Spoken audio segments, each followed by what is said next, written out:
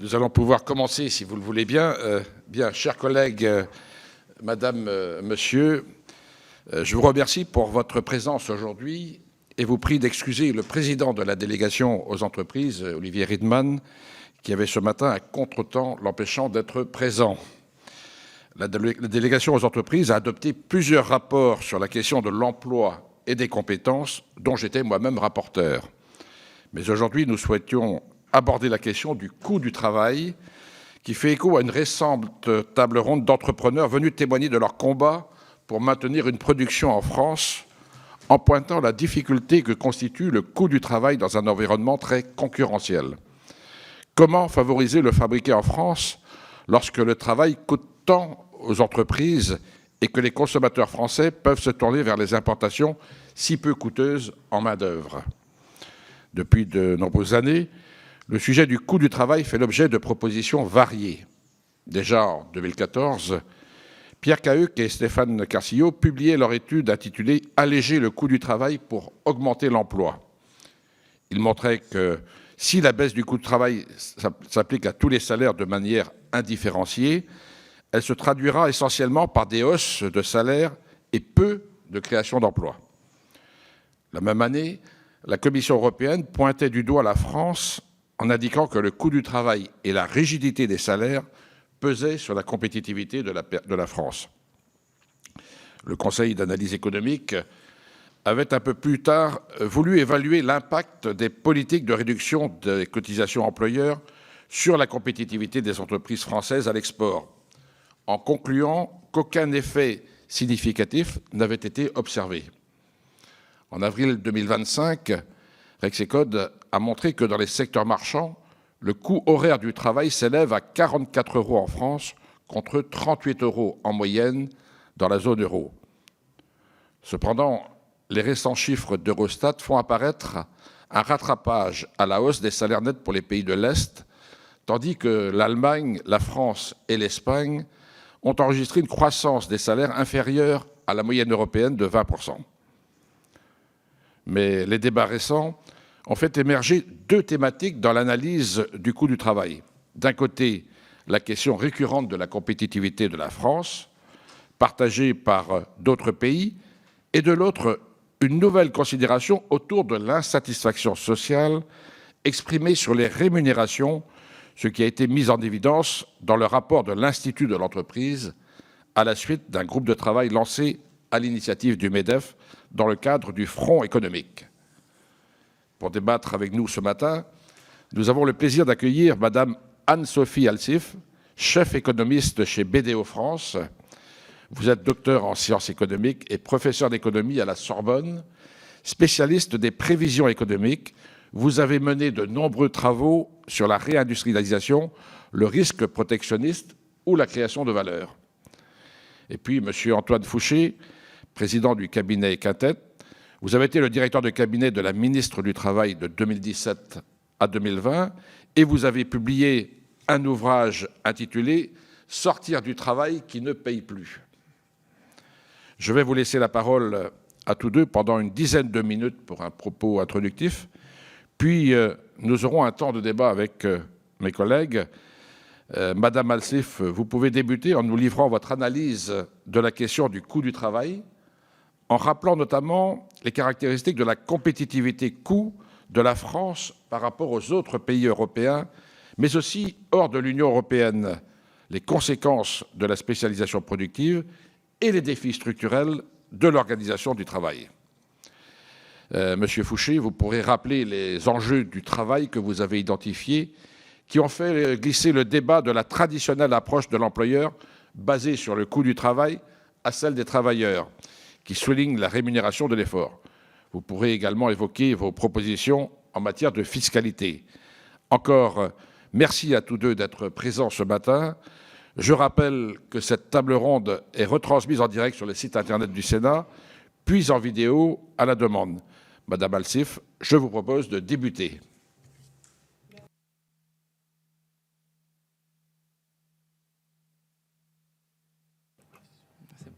Merci beaucoup, Monsieur le Vice-président. Bonjour à toutes et à tous. Merci encore pour votre invitation, Messieurs les sénateurs.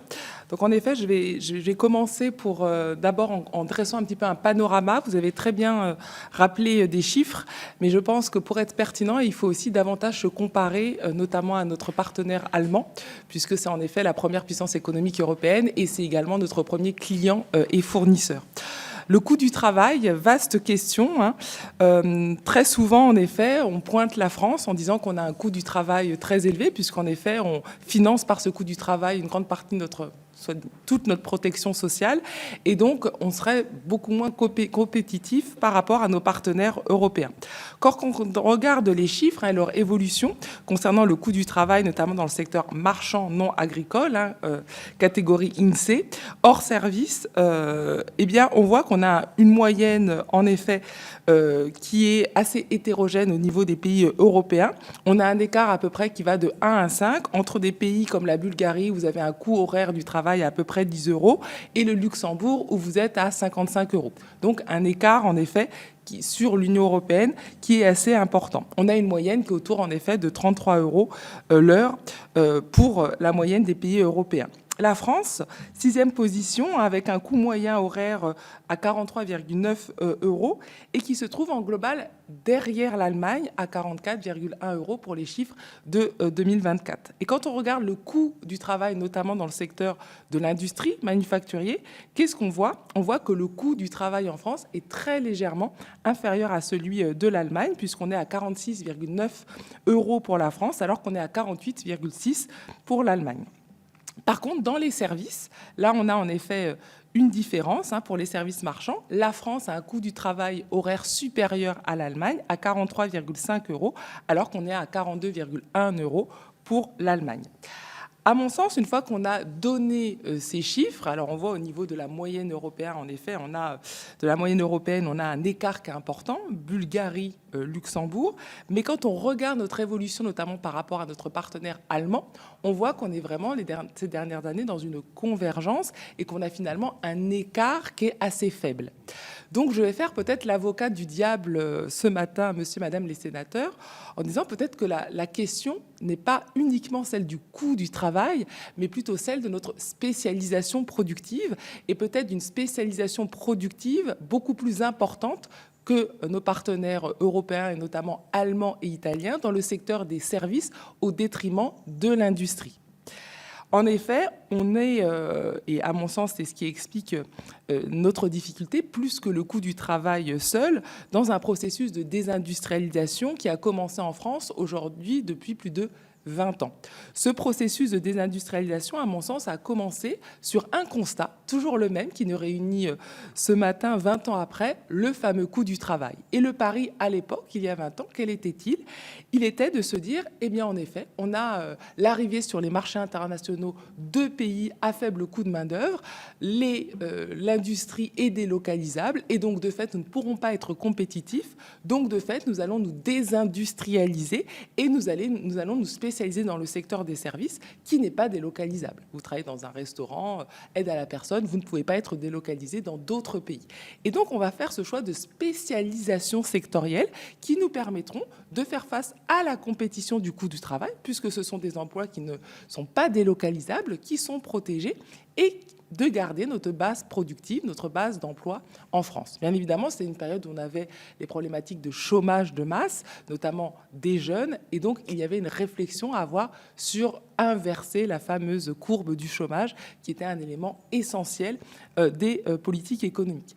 Et à mon sens, cette question du coût du travail ne peut pas être traitée sans cette question de la spécialisation productive et de la désindustrialisation. Parce que vous allez me dire, on regarde par rapport à l'Allemagne, finalement, on n'a pas des écarts de coûts si importants. Par contre, en Allemagne, la part de l'industrie, c'est 20% du PIB. En France, c'est 9,4%.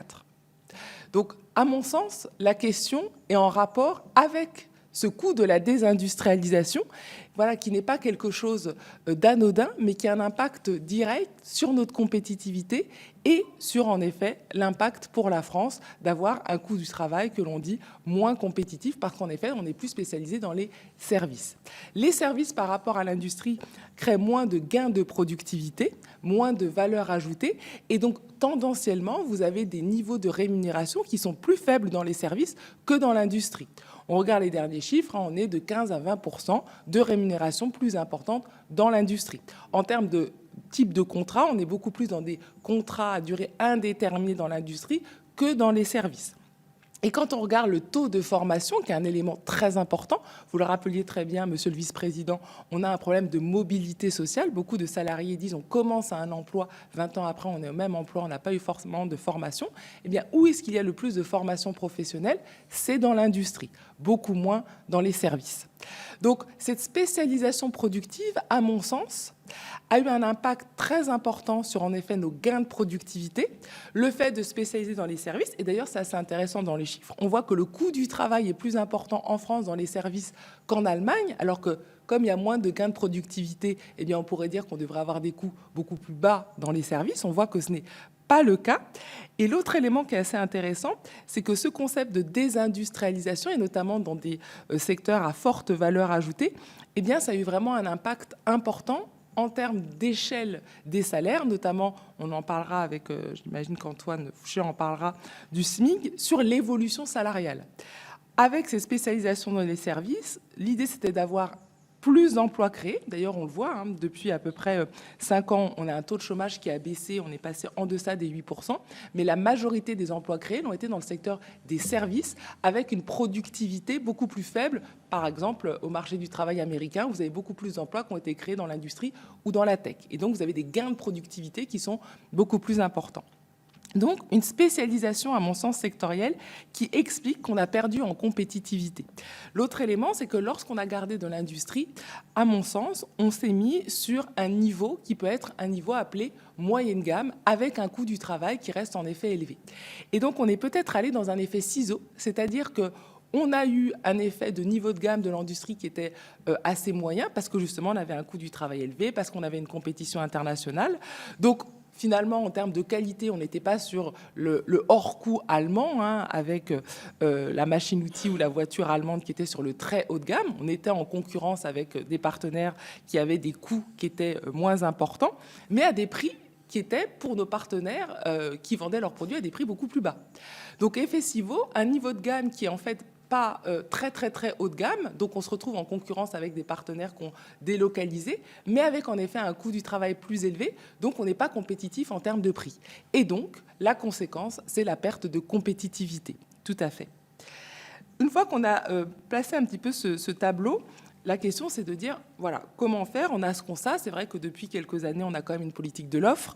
On a la volonté de redévelopper le tissu industriel, de redévelopper l'investissement, les entreprises. Et à mon sens, ça va dans le bon sens. Il faut continuer, il faut accélérer.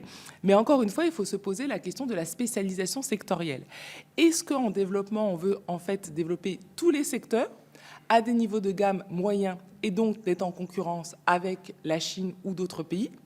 Ou au contraire, est-ce qu'on décide de cibler dans certains secteurs très haut de gamme pour avoir une valeur ajoutée et avoir moins cette compétition? C'est un véritable sujet, puisque si nous continuons en effet d'être sur un niveau de gamme, on va dire moyen, avec des coûts très élevés, on ne sera pas compétitif par rapport à nos partenaires, notamment asiatiques. Le Haut Commissariat au Plan a sorti un excellent rapport sur la compétition, notamment à la Chine, où il a expliqué qu'on avait des écarts de gains de compétitivité qui pouvaient aller de 30, 35, 40%. Donc même si vous baissez totalement le coût du travail, vous n'arriverez pas à être compétitif dans ces secteurs avec de tels gaps. Donc une véritable question. Quid de l'investissement des entreprises, hein, à mon sens, qui doit vraiment être mis comme la priorité, puisque cet investissement permet de monter en gamme, permet de prendre des parts de marché, permet d'investir dans les secteurs d'avenir. C'est vraiment ce que font la Chine et les États-Unis. Et en France, nous avons des secteurs vraiment d'avenir. On pense bien sûr au secteur de la santé, on pense à l'aéronautique, on pense à l'agroalimentaire, on pense au luxe, on pense à la défense. On a énormément de secteurs, l'énergie, où on peut être très compétitif. Donc il y a vraiment l'idée de conserver cet investissement des entreprises. Et on le voit que quand on est dans un environnement où il y a des changements qui sont importants de cap, ou qu'il y a de l'incertitude, eh bien c'est souvent l'investissement, notamment en recherche et développement, qui est coupé pour faire face aux autres coûts. Et donc, on se retrouve pour l'entreprise, malheureusement, dans une situation où elle veut investir, elle veut se projeter, mais il y a de l'incertitude, il y a de la concurrence internationale. De fait, on investit moins en recherche et développement, on se retrouve en compétition avec les partenaires étrangers et on perd des parts de marché. C'est vraiment ça, à mon sens. Il faut sortir un petit peu de ce goulot d'étranglement et vraiment avoir une projection. L'autre élément qui revient très en avant, c'est la structuration de notre marché du travail, notamment la formation.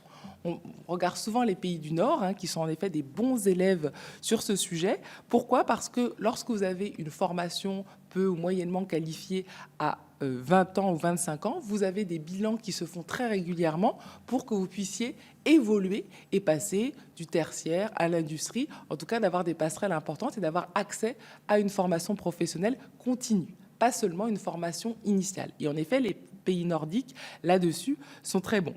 Pourquoi c'est très important ? Parce que notamment quand vous avez une faible qualification et que vous êtes spécialisé dans les services, comme c'est beaucoup le cas en France, et donc vous vous retrouvez avec en effet un travail qui ne paie pas parce que vous avez peu de perspectives et peu d'évolution de salaire, eh bien la formation vous permet de changer d'emploi et donc souvent d'avoir une évolution de salaire.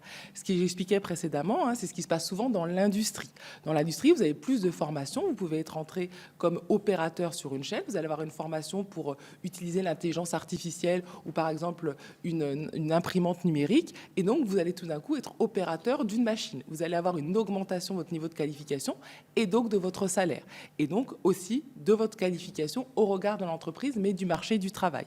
Et donc vous n'êtes pas cantonné à un salaire faiblement rémunéré pendant des années et des années parce que vous avez une montée en gamme et parce que vous avez évolué en termes de salaire. Donc ce pilotage, cette planification, qui est un élément important en effet pour moi, eh bien, vous permet de prévoir aussi les compétences dans un univers avec l'intelligence artificielle qui va totalement bouleverser les métiers et aussi les gains de productivité traditionnels qu'on pouvait avoir dans les secteurs services via industrie. Donc, cette question de spécialisation productive, cette question de la formation, qui est absolument essentielle et qui doit mobiliser bien sûr les pouvoirs publics, mais également les entreprises qui sont souvent demandeuses de former leurs salariés. Mais voilà, dans un univers très changeant, mouvement, on ne sait pas quels seront les métiers de demain. À mon sens, il y a besoin d'avoir un pilotage stratégique. Et ce pilotage stratégique doit se faire si on veut régler cette question du coût du travail dans une question de montée en gamme et d'avoir en effet un positionnement sur des secteurs qui sont plus rémunérateurs. Si on le souhaite, il faut également dans l'enseignement, dans l'éducation, certes plus investir dans la recherche et le développement, mais aussi dans les mathématiques, dans les sciences, si on souhaite mettre en place cette montée en gamme, on a déjà de très bons ingénieurs, mais en tout cas d'avoir tout l'organisme de formation, de diplôme qui soit également en marche et qui soit spécialisé davantage dans les sciences, davantage dans les mathématiques, davantage dans tous les métiers très rémunérateurs qui vont être demandés et qui vont être impactés par l'intelligence artificielle. Pour finir, le dernier élément, je pense, qui est important par rapport notamment à nos partenaires européens, c'est la faible mobilité sociale. On parle souvent de comment investir dans la formation, comment travailler justement à augmenter la rémunération des personnes qui sont moins qualifiées. On a en effet un problème de mobilité. On avait traditionnellement, il y a encore une vingtaine d'années, quand on avait ce modèle industriel, la possibilité, avec une faible qualification, de pouvoir changer de poste au sein de la même entreprise sur une carrière longue.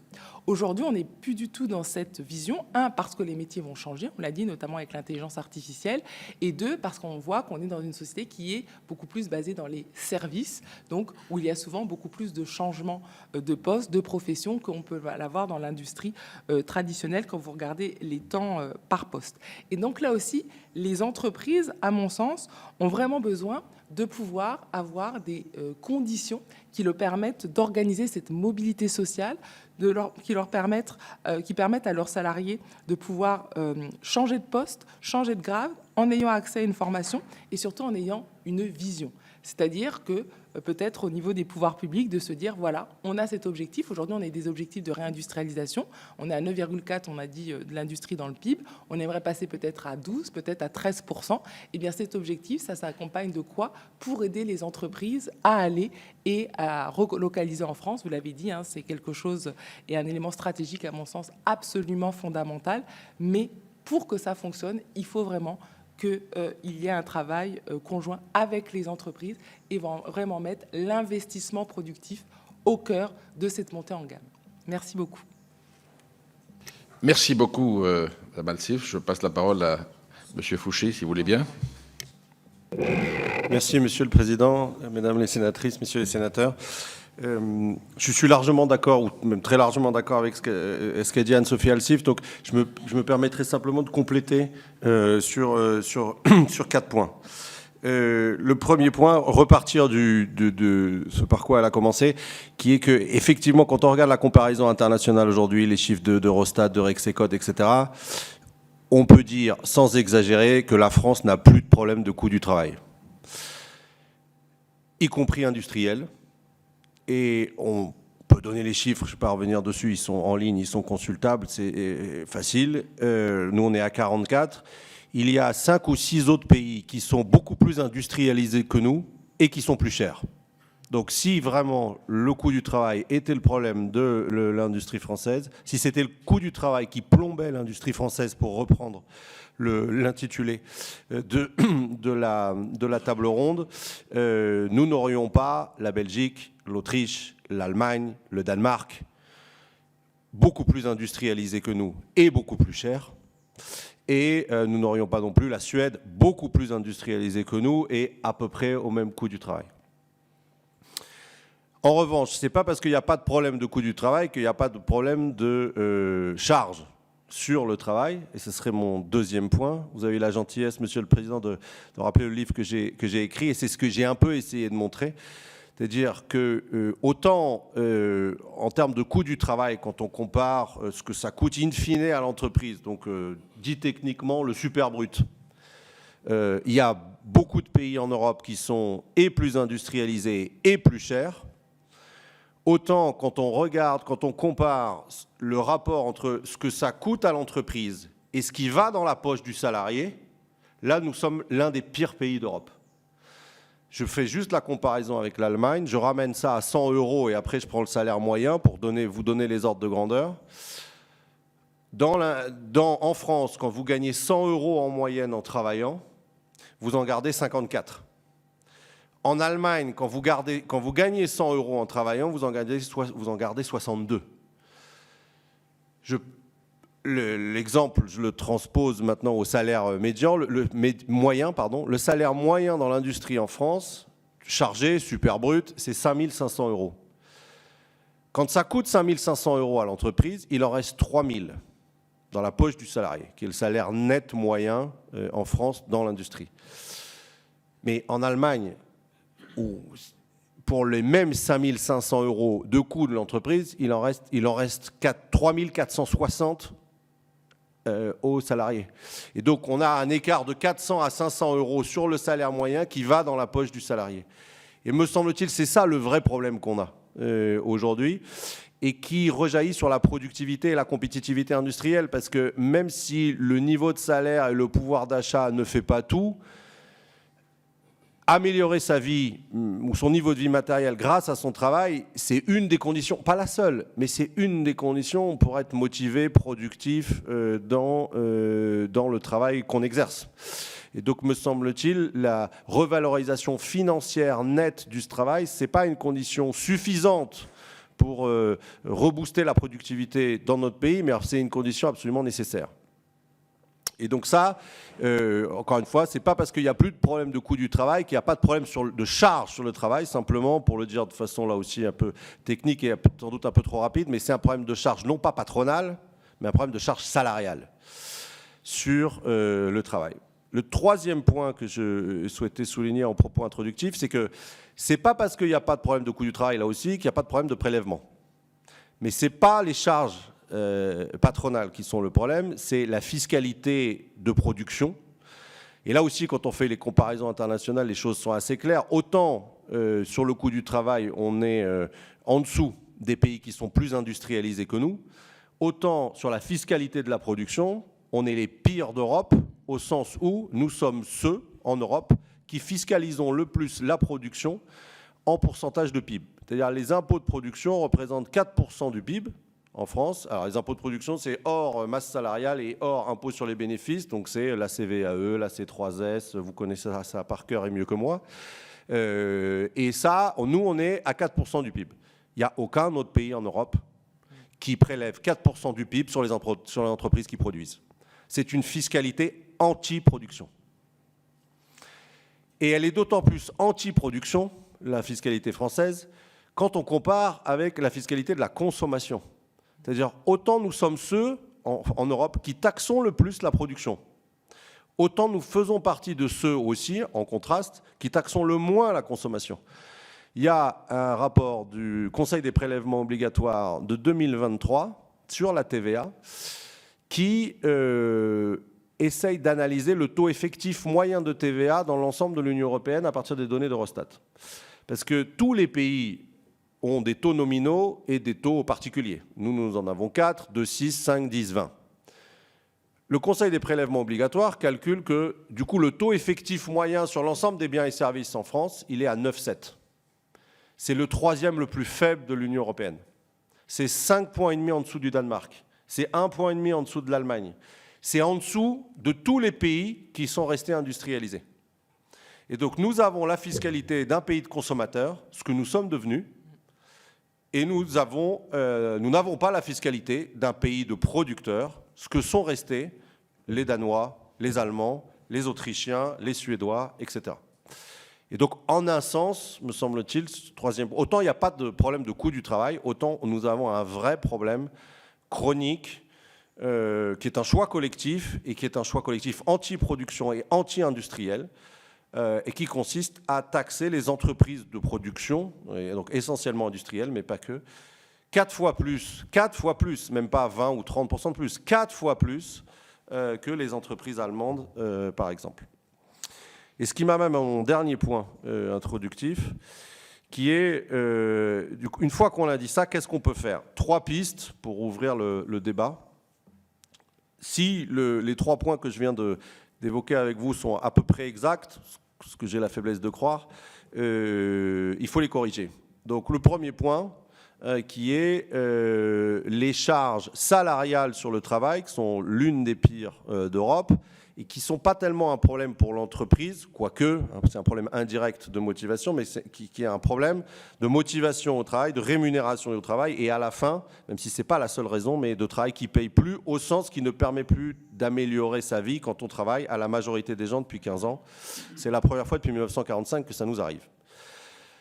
Ça, il faut baisser les charges salariales et non pas patronales. Et c'est là où je pense qu'il y a un débat avec les organisations patronales à avoir, même si les organisations patronales elles-mêmes ont ce débat.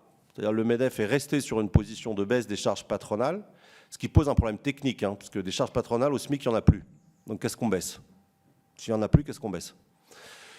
Mais ce n'est pas les coûts industriels, il y a encore quelques charges patronales qui y sont, mais le MEDEF est resté sur cette position-là. L'UDP, donc l'Union des entreprises de proximité, les artisans, les commerçants, les professions libérales, propose plutôt de baisser les charges salariales pour augmenter, à coût constant pour l'entreprise, le pouvoir d'achat des gens qui travaillent.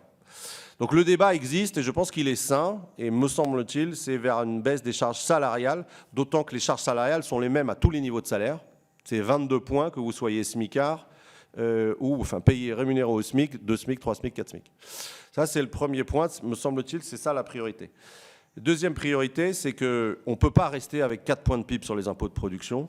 où si on reste avec 4 points de PIB sur les impôts de production, on ne peut pas se plaindre de ne pas réussir à réindustrialiser, et on ne peut pas demander aux entreprises industrielles implantées en France, qu'elles soient des filiales des entreprises étrangères ou des entreprises françaises, de produire depuis la France pour exporter avec une fiscalité anti-production. Elles sont dans une compétition internationale, Anne-Sophie Alsif l'a dit. Nous, Européens, avons perdu notre avance technologique et éducative par rapport au reste du monde.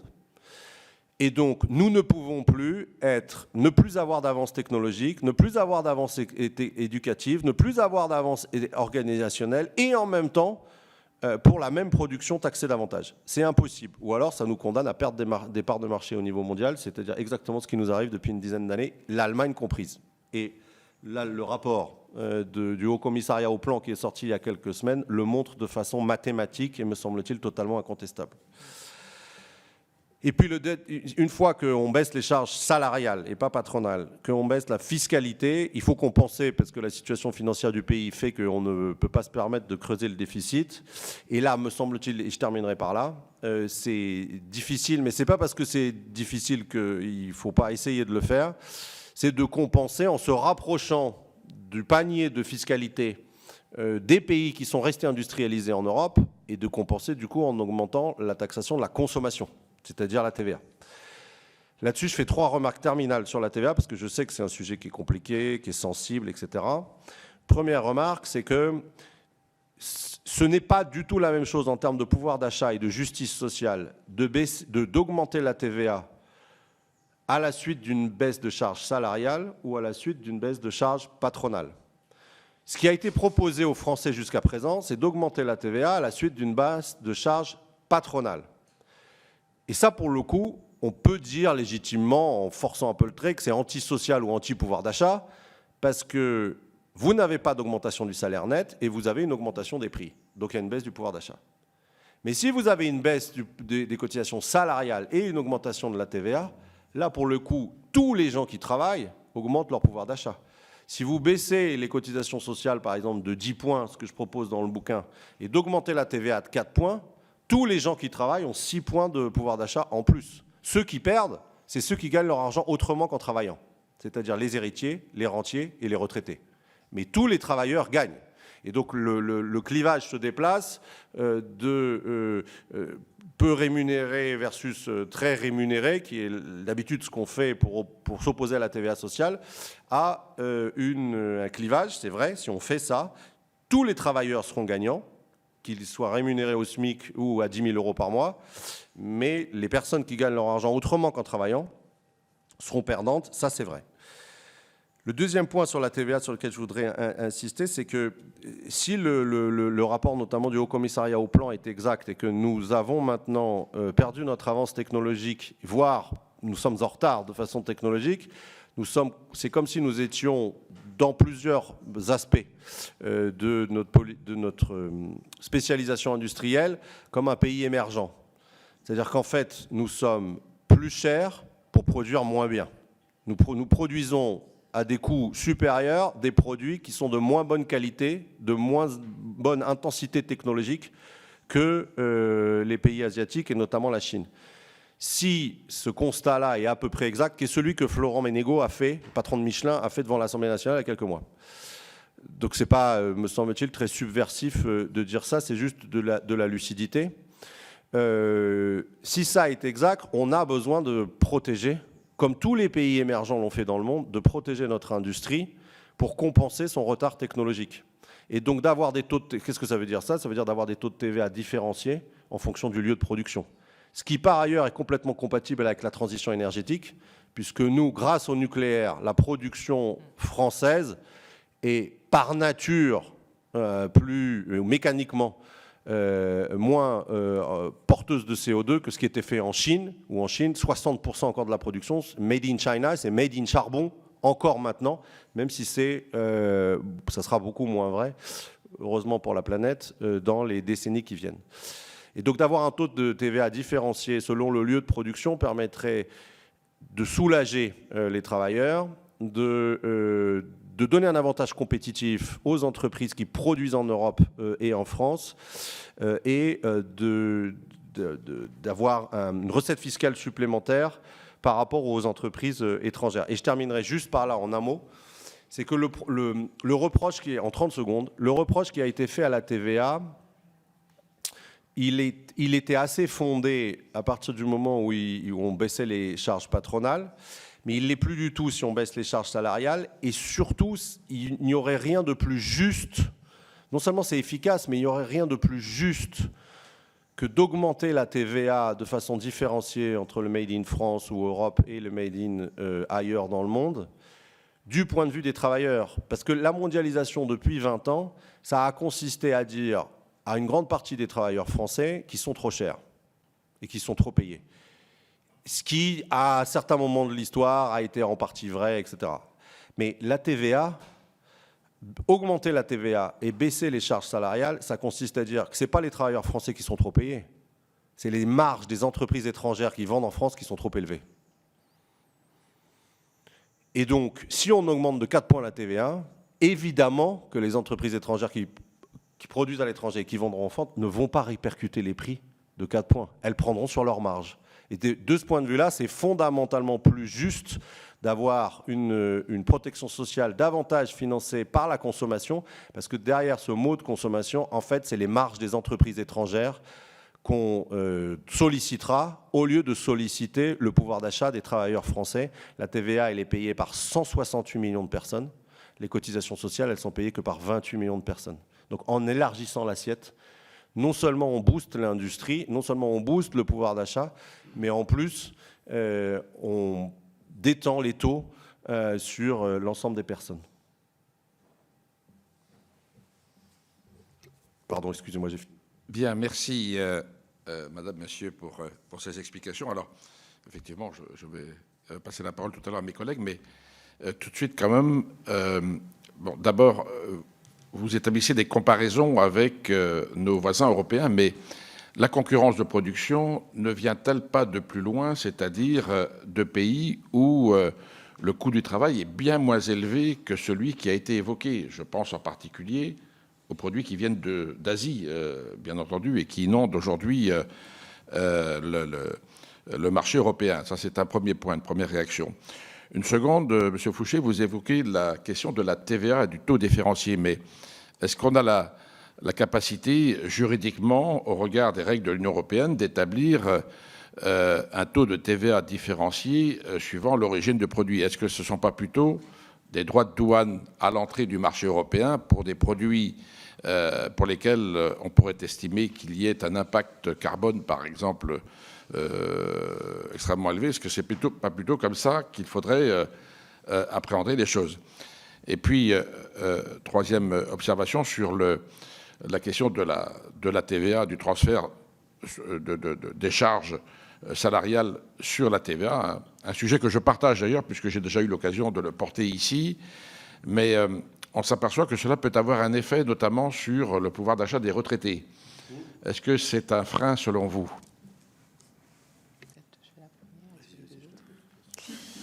Merci beaucoup pour ces questions. Je vais me permettre de répondre peut-être à la première question, pour avoir pas mal travaillé sur ces emplois exposés, la concurrence notamment asiatique.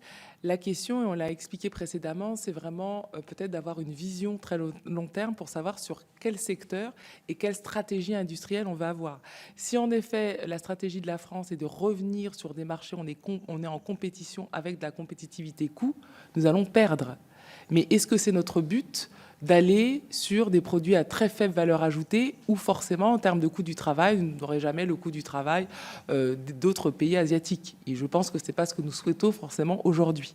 Donc ça, c'est un véritable débat. Vous l'avez très bien exposé. La Chine, on le voit, se met sur les très très hauts niveaux de gains de productivité et de valeur ajoutée et continue de faire des clous, des produits tout à fait basiques. Donc elle est positionnée sur tout. Et elle a l'objectif d'être positionnée sur tout. Est-ce que nous, en France, étant quand même un pays plus petit, on a cette volonté alors qu'on a encore des valeurs ajoutées dans certains secteurs dont on a parlé? Donc, à mon sens, on ne peut pas aller, et en tout cas, ça ne sera pas gagnant d'aller en compétitivité coût d'une manière frontale avec l'Asie. On l'a vu, et le rapport du commissariat l'a très bien dit, hein, quand vous avez eu le secteur, par exemple, des panneaux solaires, où en effet ça a été pris par la concurrence chinoise, voilà, vous avez eu des baisses de prix telles que vous ne pouvez absolument pas être compétitif si vous allez que sur la compétitivité coût. Mais ça veut dire d'avoir une réflexion sur où on veut se réindustrialiser et d'avoir une vision de planification à long terme. Et le deuxième élément, et là aussi le Haut Commissariat au plan l'a très bien montré, on est aujourd'hui dans un univers, vous l'avez vu, hein, avec beaucoup moins de règles qui régissent les forces commerciales. Et concernant l'Asie, et bien évidemment la Chine, et ce qu'on montre ce rapport, c'est qu'on est dans un phénomène de subvention unique. L'année dernière, la Chine, pour la première fois, a eu 1200 milliards d'excédents commerciaux. C'est historique. On est à des parts de marché sur l'industrie manufacturière globale à plus de 20%. Ce n'est jamais arrivé, depuis le début des années 60, qu'un pays conditionne autant la production industrielle. Donc, on est dans une situation absolument historique. Et on voit, hein, en Europe, on parle de mettre des droits de douane de 30%. La Chine vous dit très bien, je subventionne à 30%. Tu veux 40%? Je vais faire 40%. On a derrière nous, à côté de nous, un pays qui a 1200 milliards d'excédents, de cash. Nous, notre argent, c'est de la dette qu'on prend sur les marchés financiers quand on veut bien nous prêter à de taux pas trop élevés, comme les États-Unis d'ailleurs. Donc on n'est pas dans cette situation-là. Donc en effet, en raison de cette situation, il faut bien sûr penser compétitivité, mais voir où on a des véritables avantages comparatifs, et on en a encore, pour que nos entreprises puissent se développer et ne pas être à des écarts à 30-40%. Aujourd'hui, c'est ce que vit l'industrie allemande, hein, sur l'automobile et sur la machine-outil. C'est pour ça que la planification et d'avoir une vision à moyen-long terme sur quel secteur on veut investir et booster les entreprises est, à mon sens, essentiel. Sur les deux autres questions. Je vous invite peut-être à éteindre votre micro pour le... Voilà, merci. Oui, à nouveau, et je m'en excuse pas du tout, mais je suis complètement d'accord avec ce qu'a dit Anne-Sophie Alsif. On peut le résumer d'une formule. Hein. On est vraiment de... Nous avons changé de position dans la mondialisation, c'est-à-dire que c'est nous, Européens et Occidentaux, qui avons fait la mondialisation. Elle s'est retournée contre nous et nous sommes aujourd'hui dans la position de la Chine d'il y a 30 ans.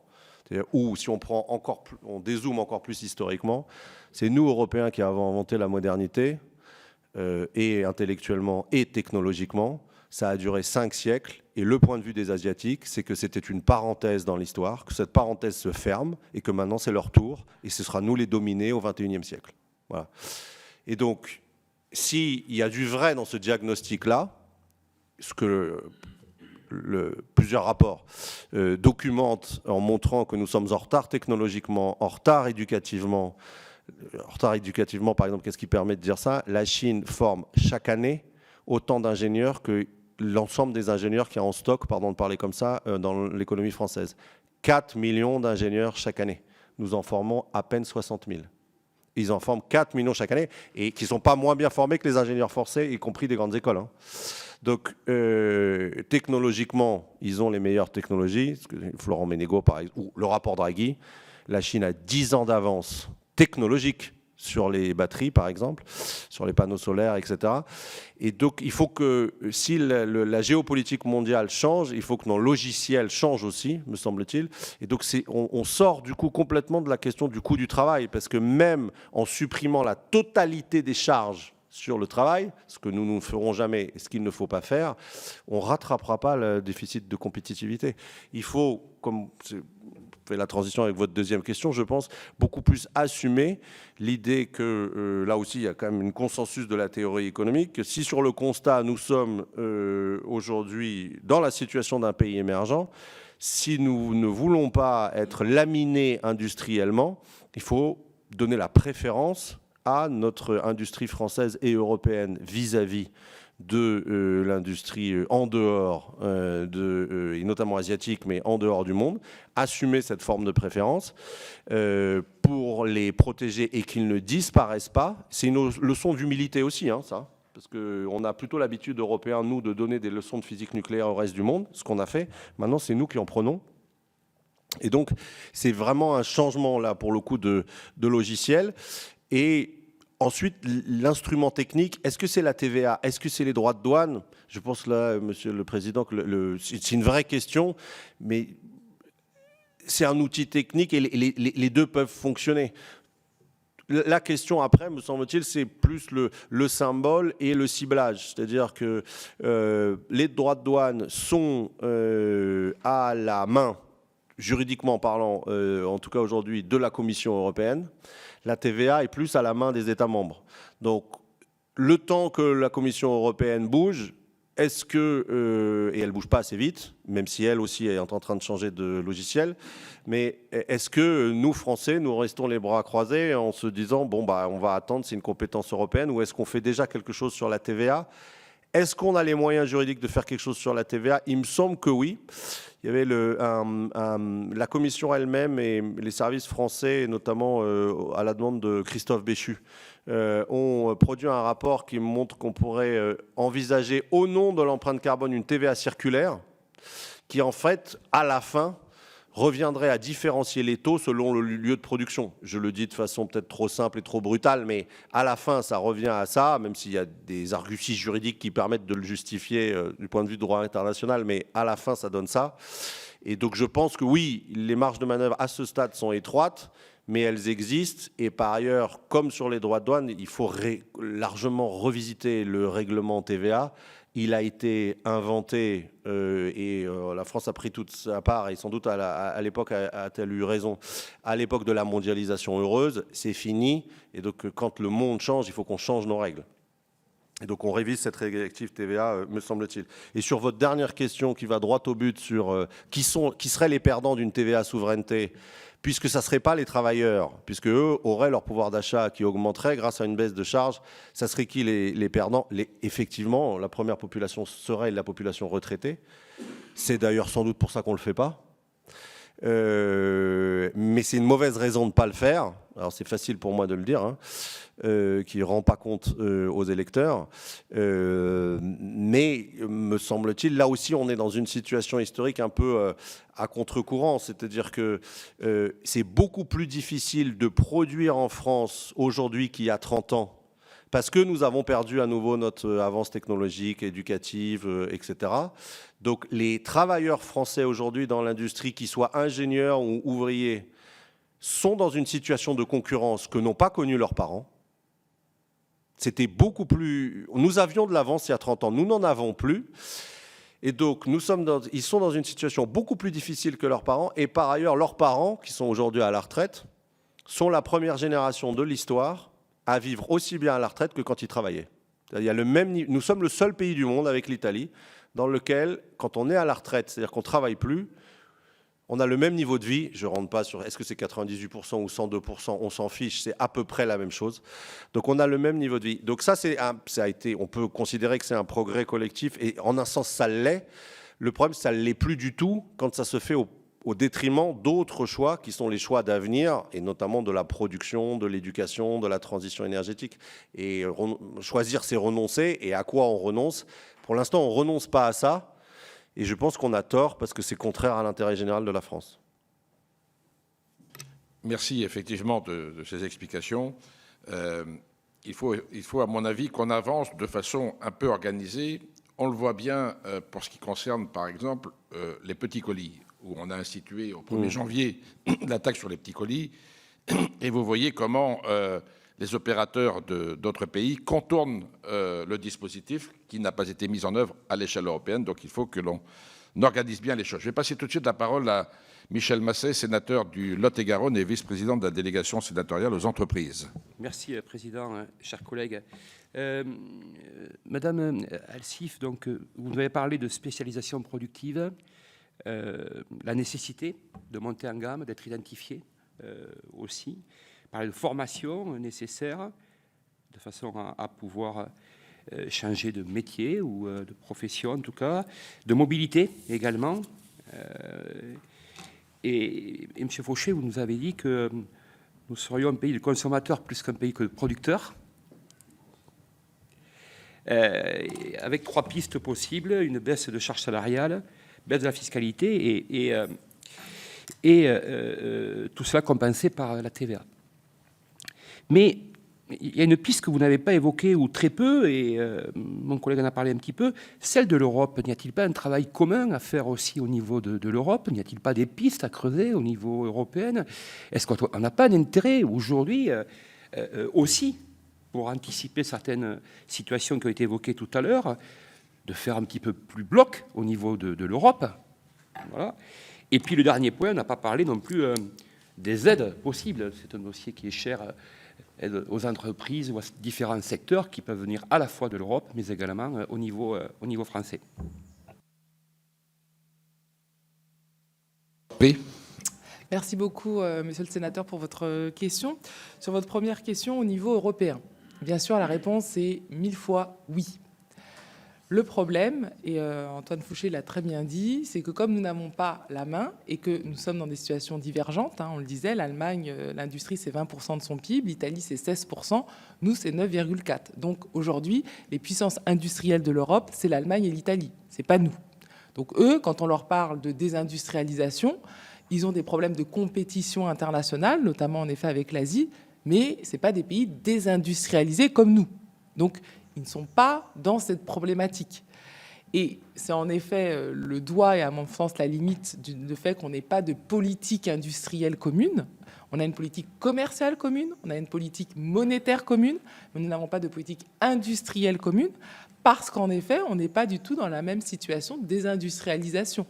Et donc, les intérêts de la France, de l'Allemagne, de l'Italie, ce ne sont pas du tout les mêmes que nous, parce que justement, ils vous disent, vous êtes désindustrialisés. On l'a vu, et à mon sens, c'est un problème aussi, le fait d'être désindustrialisé, parce que ça baisse aussi notre poids en Europe. On l'a vu au moment des droits de douane, on parlait avec qui? On parlait avec l'Italie et l'Allemagne, puisque c'était leur industrie qui était touchée, pas du tout nous. Donc on n'était plus du tout autour de la table. Donc bien évidemment qu'il faut agir au niveau européen. Il y a eu des avancées.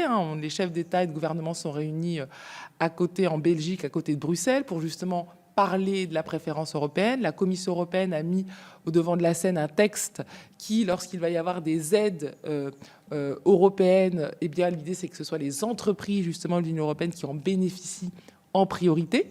Donc c'est vraiment un changement énorme d'avoir une préférence sur la production en Europe.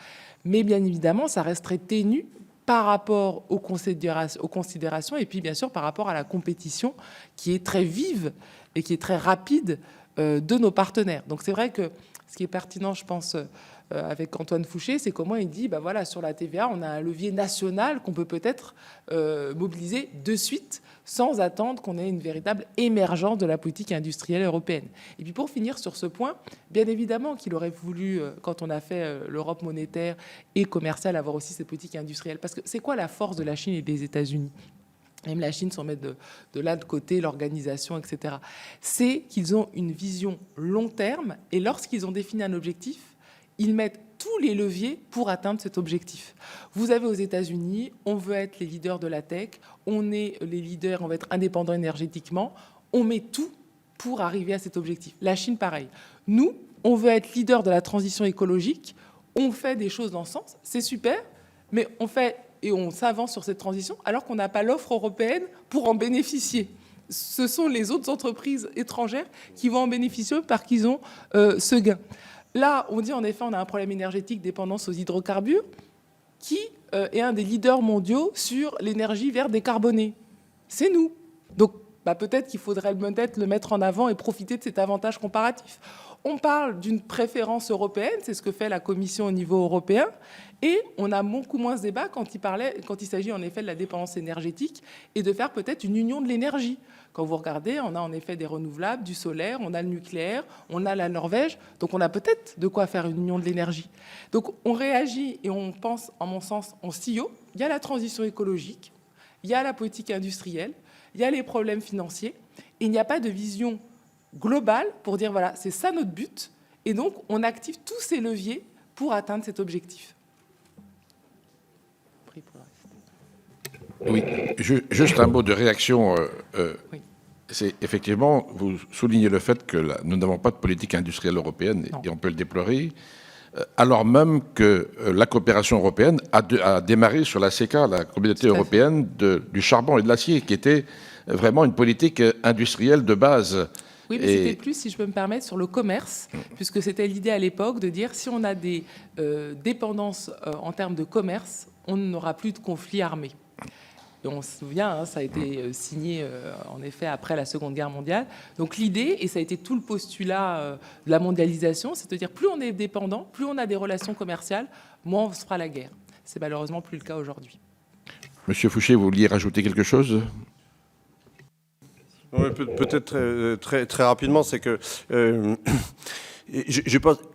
on s'en sortira sans doute pas sans l'Europe, ou certainement pas sans l'Europe, mais en même temps, on n'a pas, me semble-t-il, comme nous n'avons pas les mêmes intérêts, en tout cas à court terme, je pense qu'à long terme, nous avons les mêmes intérêts, nous les Européens, que ce soit, quel que soit le pays en Europe, puisque c'est plus globalement l'économie européenne et la place de l'Europe dans le monde qui est menacée au XXIe siècle, que ce soit des petits, des grands pays, des pays industrialisés ou des pays désindustrialisés comme nous. Mais comme le court terme, c'est ce qui s'impose dans les années qui viennent, me semble-t-il, on peut peut-être, au niveau français, prendre des initiatives qui, si notre analyse, à nous Français, géopolitique, est juste, nous serons rejoints dans quelques années, et donc ne pas attendre que la Commission agisse. Et donc oui, il nous faut une préférence européenne, une politique industrielle en Europe, mais en attendant d'abord elle commence un tout petit peu à s'esquisser, et en attendant qu'elle arrive et qu'elle soit pleinement effective, faisons-le nous, y compris si ça nous met en tension avec les règles européennes.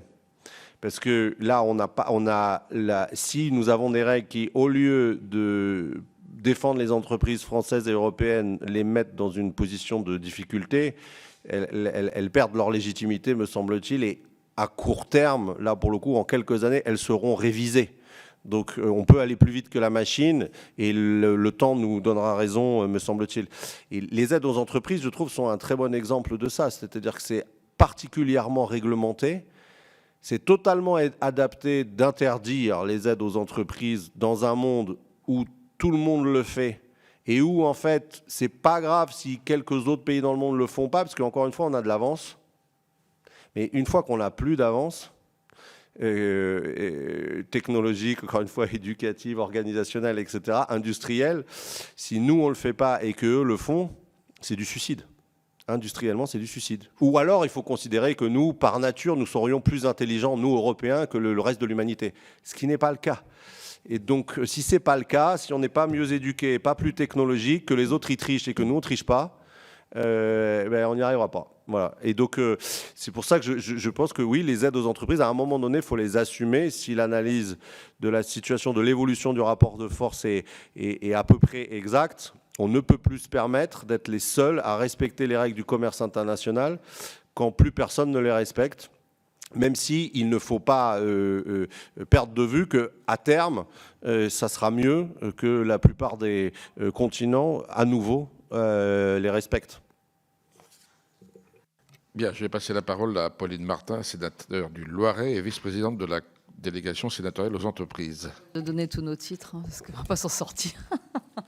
D'autant plus que j'ai cru comprendre que vous connaissez bien la maison, Monsieur Fouché. Voilà. Oui, alors vous avez un petit peu répondu. Si je résume, la France ne sait pas se vendre, mais ça c'est pas nouveau. Voilà, on manque effectivement d'une vision globale. L'Europe ne sait pas jouer collectif. On le voit quand même au quotidien, même s'il y a des esquisses, des essais, etc., etc. On voit quand même qu'à un moment donné, chacun joue sa carte. Je prends l'Allemagne, qui voilà, quand même aurait tendance ou des velléités à développer son propre programme spatial. Voilà, enfin, en tout cas, il y a un certain nombre d'individualités européennes. On a quand même le sentiment qu'on procrastine un peu, nous Français, alors qu'on avait plutôt, je dirais, la capacité à ouvrir un certain nombre de choses. Donc, demain, aujourd'hui, moi, je crois en l'Europe, mais je ne crois pas en l'Europe actuelle. Sommes-nous pas trop nombreux en tant que tels, avec des intérêts tellement différents que jouer collectif, ça va être extrêmement difficile, d'autant plus que quand on voit que nos voisins les plus proches, historiques de l'Europe, sont pas forcément dans cet état d'esprit-là. Donc, quelle serait la solution pour avoir ce regard un petit peu plus solidaire, si je puis dire, à l'échelle européenne? Qu'est-ce qui veut répondre? Merci. Merci beaucoup, Madame la sénatrice. Alors, bien sûr, il n'y a pas de solution, mais je pense qu'une des solutions, et vous l'avez très bien décrit, des rapports de force, c'est que je pense que la France doit être plus forte en Europe. Être plus forte, ça veut dire, gérer la question des finances publiques, parce qu'on le sait que c'est quand même un vrai sujet, de ne pas respecter les traités, etc. On le voit quand on est autour de la table, on a beaucoup moins de crédibilité. Et c'est aussi mettre en avant nos atouts. Et sur l'énergie, encore une fois, on a des atouts. Il faut se souvenir, l'année dernière, au dernier trimestre, on a eu une balance commerciale excédentaire. C'est pas arrivé depuis 20 ans, même si c'était pas de beaucoup, grâce à notre aéronautique et grâce à l'énergie décarbonée. Et quand vous en parlez à nos partenaires européens, y compris les Allemands, ils savent qu'on a un véritable atout et un avantage comparatif dans ce secteur. Dans un domaine où, sur les 20 prochaines années, on va devoir, en effet, électrifier toute l'économie. Donc, à mon sens, c'est vraiment jouer cette carte de la réindustrialisation, de redevenir une puissance vraiment économique, industrielle à part entière. Et on en a les moyens parce qu'on a des atouts, on a des secteurs stratégiques. Mais ne pas se laisser faire sur ces secteurs, même si on a cette domination financière d'autres pays. Donc ça, c'est vraiment affirmer cette puissance industrielle et ses atouts. Et une fois qu'on sera revenu, je dirais, autour de la table, là, à mon sens, ce sera beaucoup plus facile, je ne dis pas d'imposer, mais en tout cas d'avoir un dialogue. On a beaucoup parlé de l'Italie. L'Italie, en effet, ils sont plus endettés que nous, mais ils sont en excédent primaire, je le rappelle, ce qui n'est pas notre cas. C'est une puissance industrielle, 16% de leur PIB, ce qui n'est pas notre cas. Donc, on voit, et c'était un pays qui partait de plus loin que nous, et même aujourd'hui, en termes de PIB par tête et de richesse, eh bien, on voit que c'est un pays qui a énormément progressé. Et quand il y a eu la crise des droits de douane, on voit qu'il y avait un petit peu un dialogue Italie-Allemagne, alors qu'on se souvient, peut-être pas dans cette honorable institution, mais à d'autres endroits, il y a 10, 20 ans, quand il y a eu la crise des dettes souveraines, on ne parlait pas toujours en bien des pays du sud de l'Europe, qui sont aujourd'hui, je le rappelle, la locomotive en termes de croissance économique. Donc, c'est possible.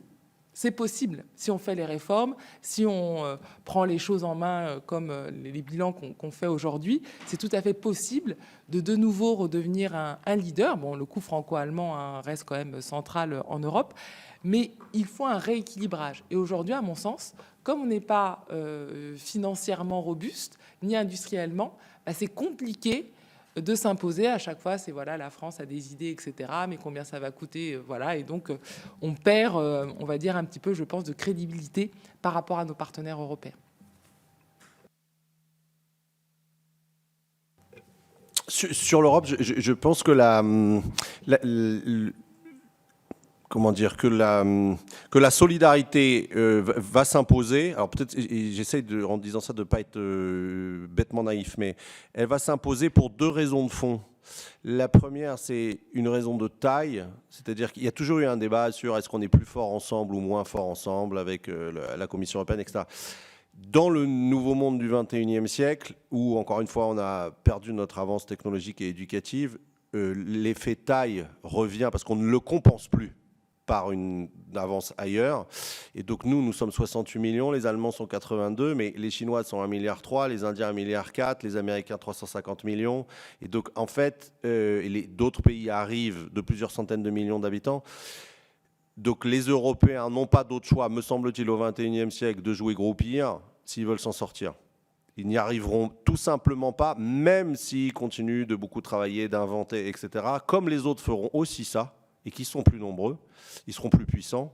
Et donc la condition de la puissance, c'est l'alliance, me semble-t-il, ce qui n'était pas encore le cas il y a 30 ou 40 ans, parce que nous étions en avance, mais encore une fois, nous ne le sommes plus. Donc Bah, ça, c'est la premier argument. C'est un argument basique, un peu brutal, mais la taille, ça compte quand l'ensemble des pays sont à peu près au même niveau de développement, ce qui est en train d'arriver au XXIe siècle. La deuxième chose, c'est le temps, me semble-t-il, qui va faire jouer aussi en faveur de la solidarité, parce que autant nous ne sommes plus un pays industrialisé, donc comment dire, nous voyons la menace parce que nous l'avons vécue, autant les autres ne la voient pas, ou moins, l'Allemagne, l'Italie, le Danemark, etc., parce qu'ils se reposent peut-être encore davantage sur leur laurier, mais ils sont en train de changer. C'est-à-dire là, vous avez dans l'industrie automobile allemande, par exemple, un plan de licenciement sur 5 ans de 35 000 ouvriers ou salariés de Volkswagen, ça leur est jamais arrivé. Et ils savent chez IG Metall que c'est juste le début. Et donc ça ne leur est jamais arrivé. Donc ils vont, en un sens, ils pourraient dire, comme on ne veut pas devenir comme les Français, totalement désindustrialisés, il faut peut-être qu'on se protège et que, de ce point de vue-là, les Français ont peut-être raison. Donc je pense que et la taille et le temps joueront en faveur de la solidarité. Sinon, à l'inverse, me semble-t-il, c'est une forme de suicide ou d'appauvrissement inédit dans son histoire des Européens par rapport au reste du monde. En attendant, qu'est-ce qu'on fait? Et c'est là où je me permets de réinsister sur un point où je pense qu'il faut qu'on aide les Européens à changer plus vite de logiciel. Et on peut faire ça parce que c'est notre logiciel à nous, gaulo-mitterrandien, de la puissance européenne, de l'indépendance, etc., et que l'époque nous donne raison. Ce n'était pas le cas encore jusqu'à ce que tant que les Américains nous protégeaient. Ils ne nous protègent plus. Donc l'époque nous donne raison. Et ça fait bouger aussi notamment l'Allemagne. C'est leur mouvement sur la défense. Et à partir du moment où les Américains ne nous protègent pas, comme on ne peut pas compter sur les Français, il faut que nous on le fasse.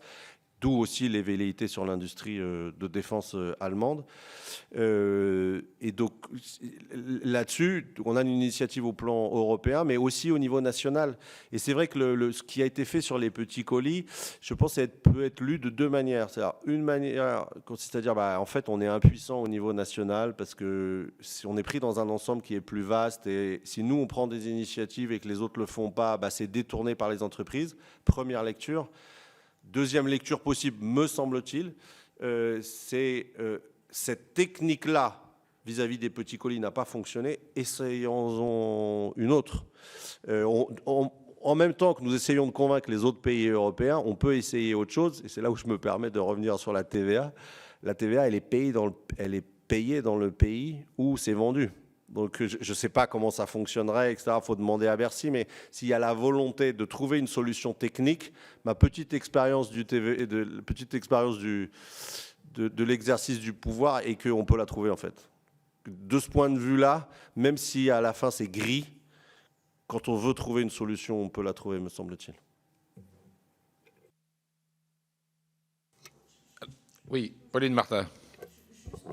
Réagir. Alors effectivement, sur l'aspect collectif, je suis d'accord, mais on a quand même le sentiment que, alors sur l'espoir qu'effectivement l'Europe ait un sursaut de jeu collectif, mais quid de la France aujourd'hui quand vous voyez quand même, je vais me faire engueuler par mes collègues, qu'on est incapable de faire des économies budgétaires,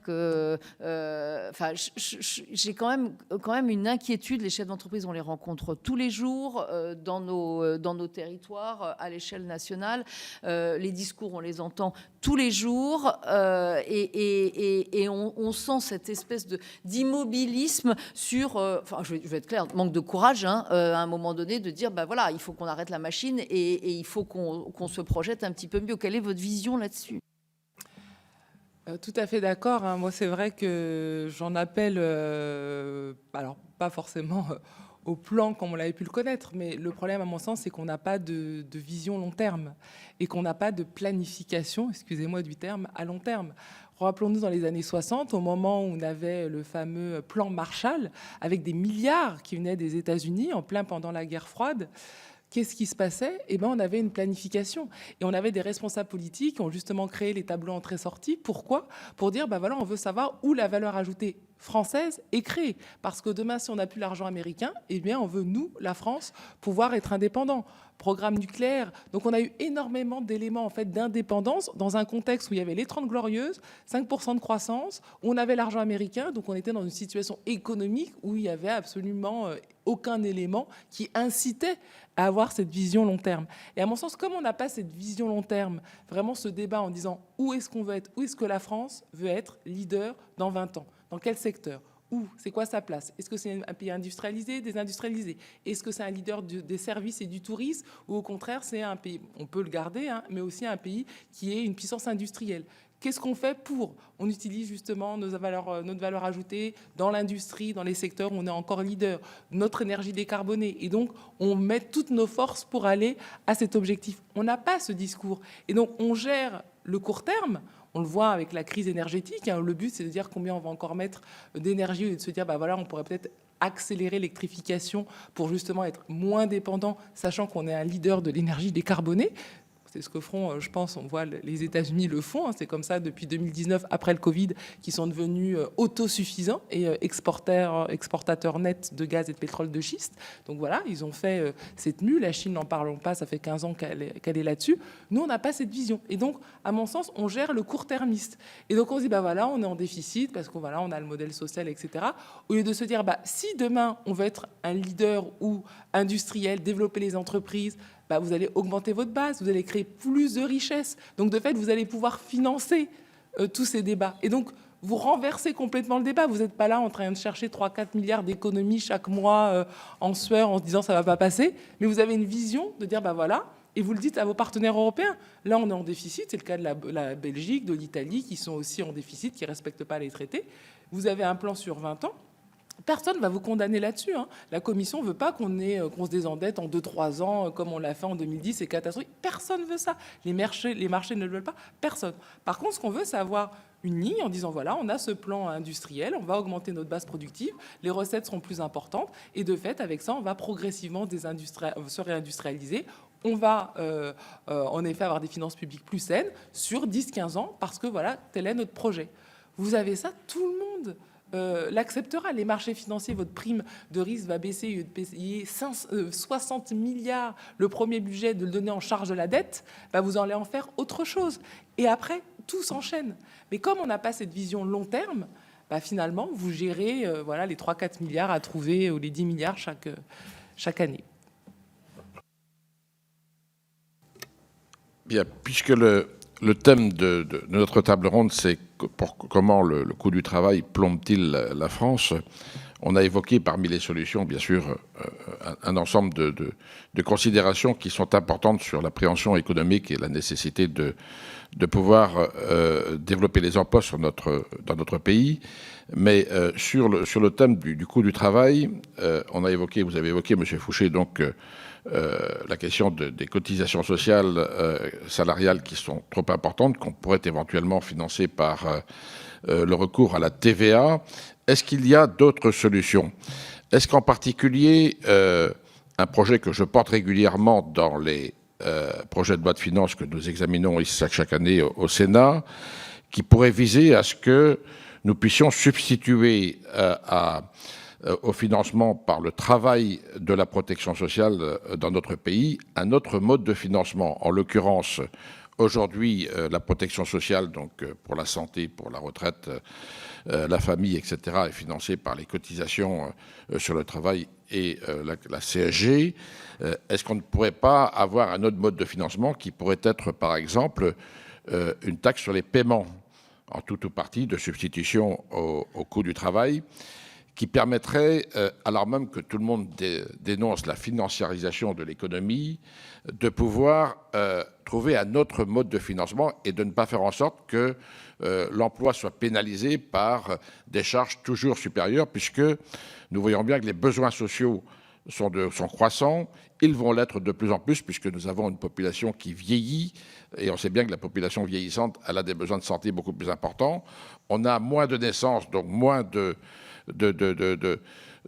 financeurs de la protection sociale à l'avenir. Est-ce que cette évolution démographique n'est pas dramatique et est-ce qu'elle n'implique pas un autre mode de financement de notre protection sociale ? Qu'en dites-vous? Je suis largement d'accord avec ce que vous venez de dire, Monsieur le Président.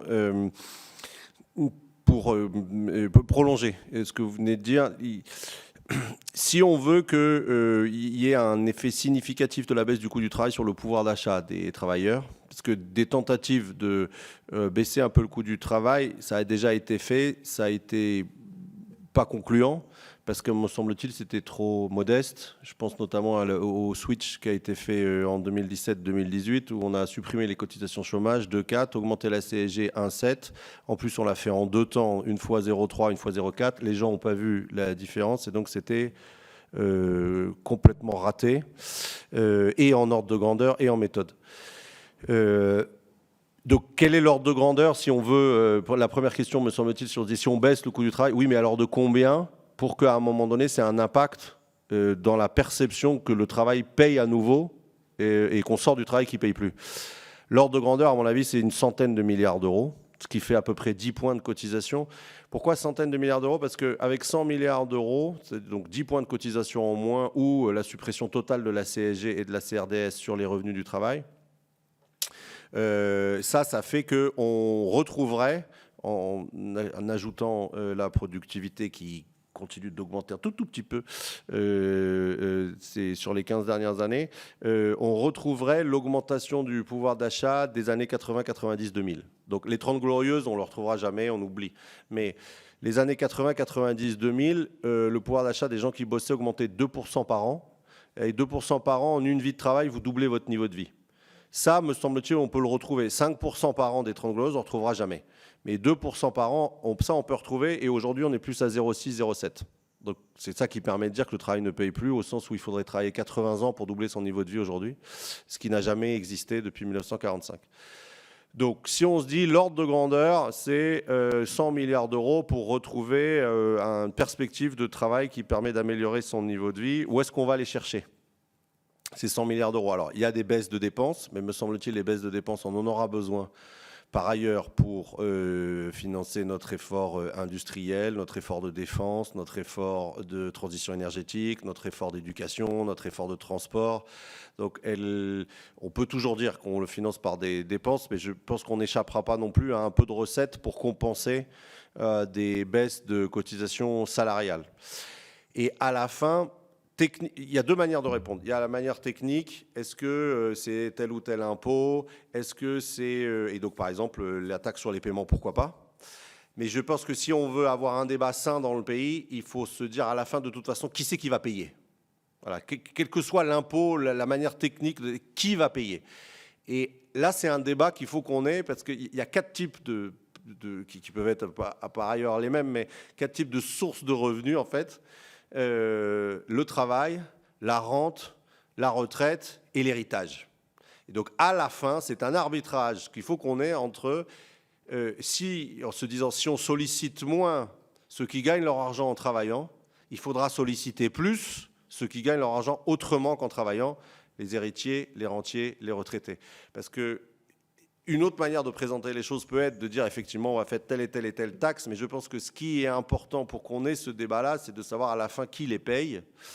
Et donc, me semble-t-il, si on veut revaloriser le travail au sens permettre qu'à nouveau le travail permette à la majorité des gens d'améliorer leur niveau de vie, il faut solliciter moins les travailleurs, ça c'est sûr, donc baisser les cotisations salariales et solliciter un peu plus les autres. Et après, les manières dont on le fait, ça, c'est une question technique qui est importante, mais à la fin, ça revient à, sans doute, mettre un plancher, sur les héritages les plus chanceux. Parce que contrairement à ce que, quand on regarde les taux apparents sur les droits de succession, ils sont confiscatoires. 45% à partir d'1,8 million. Les taux réels, rapport du CAE décembre 2021, repenser l'héritage, ils sont très faibles. En France, c'est 6%. Le taux réel de taxation. Donc on taxe l'héritage 8 fois moins que le travail. Là aussi, c'est un choix qu'on fait. Et donc, est-ce qu'on pourrait mettre un plancher et non pas un plafond? Sur les rentiers, là aussi, on a quand même une forme de paradoxe à se dire qu'on veut inciter les gens à gagner leur argent en travaillant, mais on les taxe plus quand ils gagnent leur argent en travaillant que quand ils louent des appartements. Là, on a un sujet aussi de cohérence entre est-ce qu'on veut inciter les gens à être des rentiers ou à être des travailleurs? Est-ce que ce qui va créer la richesse de la France au XXIe siècle, c'est le travail ou c'est la rente? C'est une question qu'on a eu régulièrement dans notre histoire, mais aujourd'hui, on ne la tranche pas dans le bon sens. Et sur les retraites, on y revient. Et le débat change, mais c'est vrai que on a une situation inédite dans l'histoire où nous sommes le seul pays d'Europe dans lequel on a le même niveau de vie à la retraite que quand on travaille. En Allemagne, au Danemark, dans d'autres pays, on est plutôt à 80% du niveau de vie et les gens ne sont pas pauvres. Et donc, me semble-t-il, là aussi, on a un effort, il faut appeler un chat, à demander, non pas forcément en baissant les pensions, mais peut-être en arrêtant de les augmenter au moins du niveau de l'inflation pendant quelques années. Et quand on fait ça, voilà, et couplé à la TVA, 15 milliards sur l'héritage, 15 milliards sur les revenus du capital immobilier, 15 milliards sur les retraités les plus aisés et 50 milliards de TVA qui bénéficient aux travailleurs, vous avez vos 100 milliards pour pouvoir supprimer totalement la CSG sur les revenus d'activité. Est-ce que vous voulez rajouter quelque chose avec le micro, si vous voulez bien. Sur l'aspect de la réindustrialisation, parce que ce qui est compliqué aussi, je trouve, dans les débats, et c'est normal sur le coût de travail, et Antoine Fouché a raison de le dire, bien sûr, qu'il faut se dire qui paie et donc quelle vision on a. Mais ce qui est compliqué, c'est que c'est vrai qu'il y a toujours un côté de se dire, pour la cohésion sociale, c'est toujours un groupe qui a bénéficié par rapport à l'autre, etc. Et économiquement, c'est efficient, mais politiquement et en termes de cohésion sociale, c'est plus compliqué. Alors que si on a un taux de réindustrialisation, je vous dis, de ne pas arriver au niveau de l'Italie ou de l'Allemagne, si on est juste à 11-12%, soyons fous. J'avais participé au rapport de France Stratégie sur cette question, justement de calculer la part du PIB de l'industrie en France, donc 9,4 si on est à 12, 13, 15%. Déjà, vous avez un effet revenu qui est colossal. Alors, on n'est pas au niveau des 100 milliards dont parle Antoine Fouché, mais si vous avez un niveau, une base productive à 12-13%, et par exemple, vous augmentez le taux d'emploi, notamment des seniors, au même niveau que l'Allemagne, donc on augmente à peu près 10 points sur les 55-65 ans, là aussi, vous avez directement 65-70 milliards d'euros qui viennent. Donc, c'est vraiment des réformes structurelles qui, tout de suite, sont significatives en volume.